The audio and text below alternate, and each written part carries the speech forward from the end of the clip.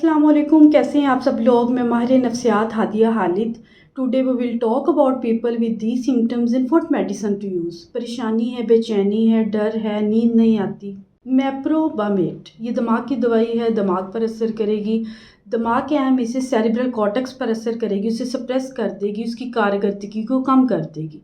Cerebral cortex के बारे में मैंने एक पिछली वीडियो में बड़ी डिटेल में बात की थी और मैंने बताया था कि किस जगह पर मौजूद है, हमारे दिमाग के कौन सा एरिया है और ये हमारी बॉडी में कौन से फंक्शंस कर रहा है, किन चीज़ों से जुड़ा हुआ है, इसके ज़्यादा या कम होने से क्या फ़र्क पड़ता है हमारी बॉडी को।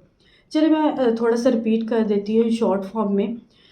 सेरिब्रल कॉर्टेक्स हमारे जो है हमारे दिमाग का बड़ा हिस्सा वो सेरिब्रम है। सेरिब्रम की जो टॉप वाली लेयर है वो सेरिब्रल कॉर्टेक्स है।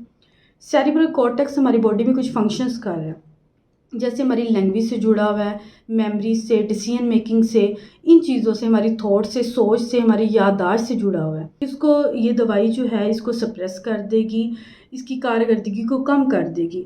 इससे ऐसी हालत पैदा होगी, परेशानी का बायस बनने वाले वामल असरअंदाज नहीं होंगे।